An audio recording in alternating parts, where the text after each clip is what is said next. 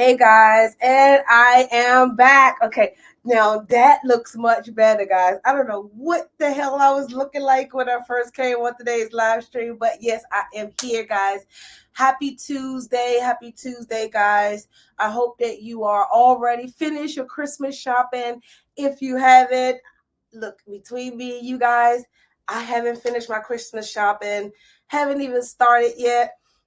I feel bad, but it is what it is.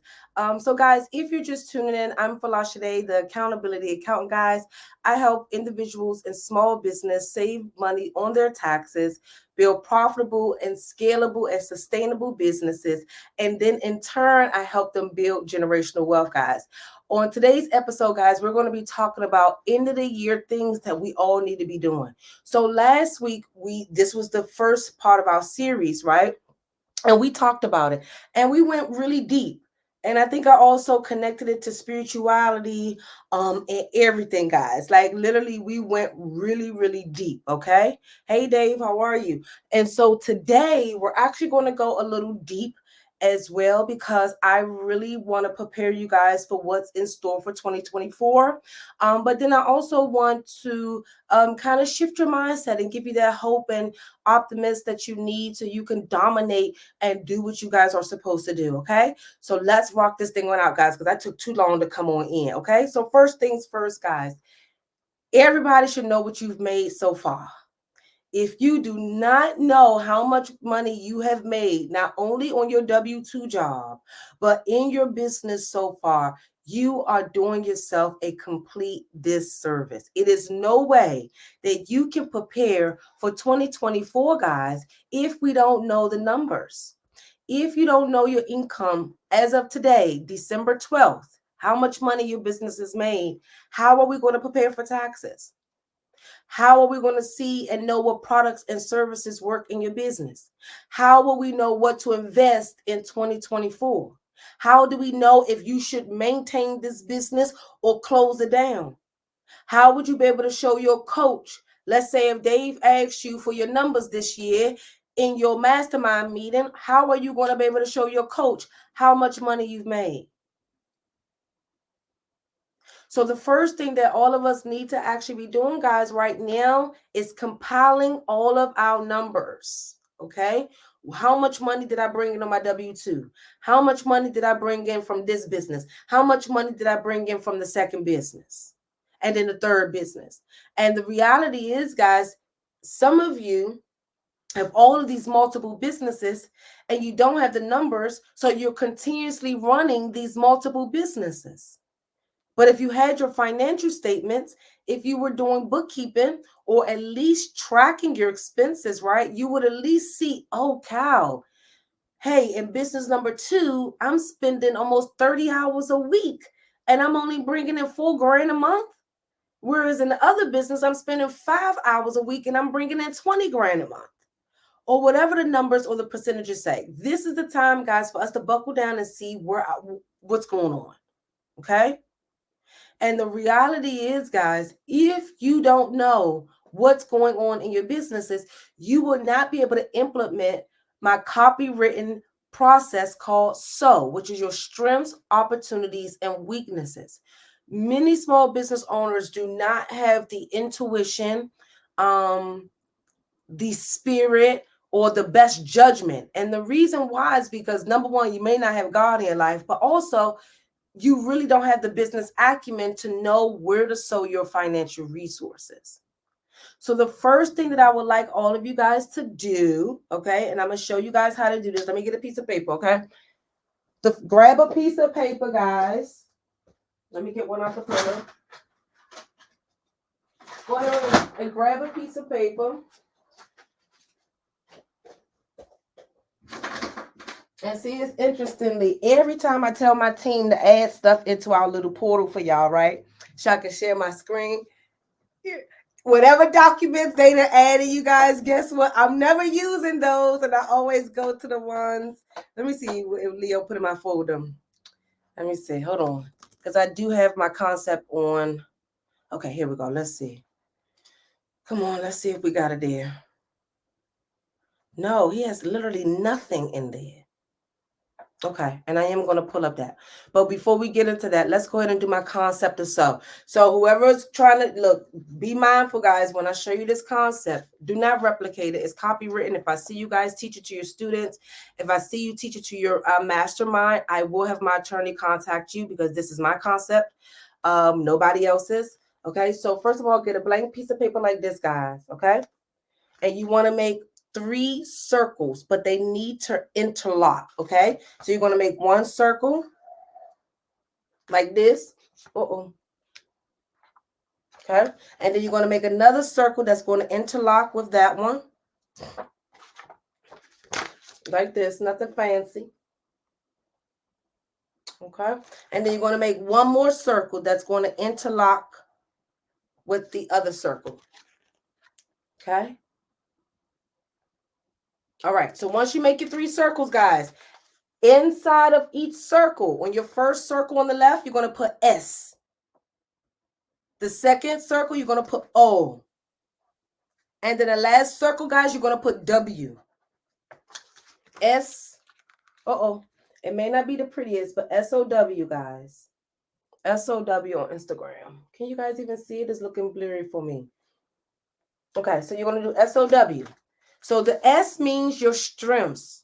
You as the business person, you need to write down your strengths. So my strengths will be analytical. Okay. One of my strengths would be Excel. One of my strengths would be good at taxes, right? Saving people money on taxes. So whatever your strengths are, go ahead on and start listing out your strengths, okay, under S. Whatever opportunities you have. So your opportunities might be, you know, someone that runs FinCon and can get you on the speaking table. You might know somebody that's interested in doing a joint venture with you, right? You may know someone that can connect you onto a big platform to speak or so forth. So you want to write down all of those opportunities into the O box, your so. Of so, okay? Those are opportunities. And then your last but not least, your weaknesses. You need to write down all of your weaknesses. So one of my weaknesses is time. Okay? My second weakness is how would I say? I only have 2 hands, meaning I can't do everything on my own. Okay? So that means I need additional help. One of my other weaknesses may be, let me be honest here, maybe be consistent, right? Because sometimes y'all tire me out and I just want to be like, okay. All right. So you write down all of your weaknesses. And I want you to be very brutally honest with you guys. Write down all of your strengths. So let's say if you're good at project management, you will put that there. If you're good at budgeting, you will put that there. Okay. Then your opportunities, whatever connections, whatever relationships, right, that you have, is going to go under O. And then all of your weaknesses. Are you bad at sales? Are you bad at hiring? Are you bad at systems? Whatever your weaknesses are, you want to list them. Once you guys have put down the concept, my concept of so, strengths, opportunities, and weaknesses, then it's time to see where would you sow. If it's an opportunity of yours, then it shouldn't really cost you anything but a phone call or introduction, okay? So what I would do before the new year, or as soon as the new year come, I will contact everybody that's here as an opportunity. Hey, this is Folasade. Girl, I remember you said about a year ago when I was speaking at that event, you said that you would connect me possibly with such and such. Oh, is that, opportunity still on the table? Are you still interested in possibly working with me? This is the time for you to start reaching out to them in 2024. Okay. Your weaknesses are the areas in which some of you need to hire. Now, I'm not saying go out and hire someone right now for sales, go out and hire somebody right now for management. That's not what I'm saying. What I'm saying is those are the areas where you will sow more than likely the most monetary resources in, okay? Your weaknesses, okay? And then your strengths are areas that you can do. And if you can't do them because of time, then we need to delegate it. But if we're under a tight budget and money's not dear and you're good at sales, you don't have to hire a salesperson. Let's say, for example, you are a coach and money is a bit slow, but you're good at speaking, then you can transition to being a speaker because that's one of your strengths. So guys, use my concept of sow to really see where you guys should sow your resources into your business in 2024. Here's the thing, guys. If you do not hold yourself accountable and be extremely honest, then this is not going to do anything for you. Write it down. Whatever your weaknesses are, write it down. If you don't have no opportunities, if your old section is 0, more than likely that means you're not networking, you're not connecting, nobody knows you, you haven't built a platform, you haven't reached out to anyone, you probably haven't done any speaking gigs, things like that. So if any of your blocks are empty, you need to ask yourself, well, I don't have no strengths. Well, that means you need to become a master and not a jack of all trades. Or if you have too many weaknesses, you need to start honing into some of those weaknesses. Maybe take some online courses or things like that. I even told one of my clients today that they might have to go ahead on and start trying to attempt to manufacture their own product because that's one of their weaknesses, manufacturing. And in that case, if we feel as though that manufacturing is one of our weaknesses, we have to kind of take it under control. And so that might mean you learning how to sew or stitch or do this and do that.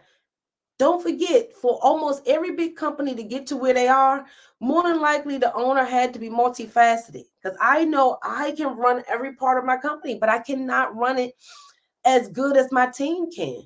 I won't be able to keep up because it's getting too big now. So at some point, we will have to completely delegate a lot. But depending on where you guys are, and if you know where to sow your resources, 2024 is going to be a good year for you guys. Okay. 2024 is going to be a good year for you guys. So put 1 in the chat, guys, if you understand what I mean about sowing your financial resources, where to put your money at, or how to evaluate where to put your money at, or how to leverage your money just by looking at your strengths, your opportunities, and weaknesses. Put 1 in the chat if you fully understand what I'm saying. Okay.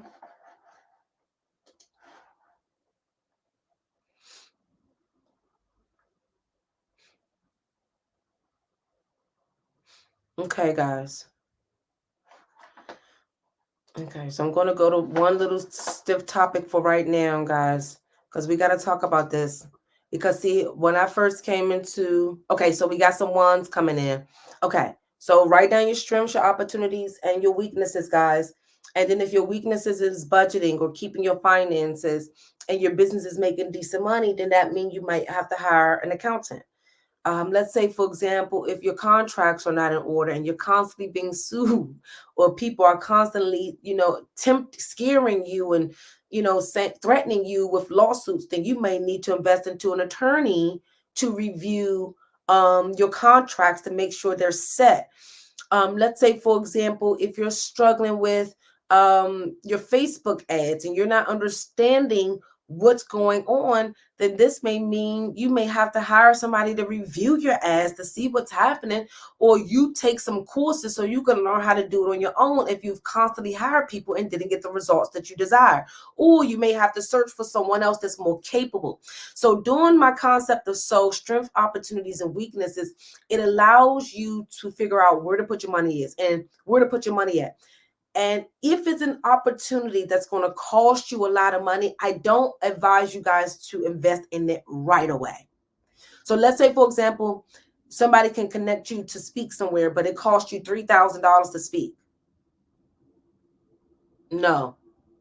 What you want to do is maybe invest that $3,000 into maybe Facebook ads, or invest it somewhere, especially if you're an amateur speaker and you cannot close on the stage. Now, if you are a closer on the stage and if a salesperson, when I said, if you can close in the back room or if you can close on the stage, then yeah, that $3,000 is nothing because you might walk away with $50,000. But if you don't know how to sell on the stage, then paying for a speaking gig may not work for you at this point of time. Does that make sense, guys? You have to know what you're good at. And I want you to leverage your strengths and your opportunities and possibly invest into your weaknesses. Okay, guys? So please do that. It has saved me a lot of money. Prior to me develop my concept of soul, I invested hundreds of thousands of dollars in coaches, but I had to learn, honestly, though. Um, let's really be honest. A lot of my coaching investment that I did, I coached with the best. So everything that I learned from them over the course of the years, I'm still implementing. And so that's knowing where to sow at and knowing what phase you are. So let's say, for example, if you're already in six figures, you should not be just hiring a regular six-figure coach. You should be hiring a seven-figure coach because you already make six figures. You see? But a lot of you are still investing into that same six-figure coach trying to get the seven figures, but haven't realized that coach haven't even gotten to seven figures. Okay? All right.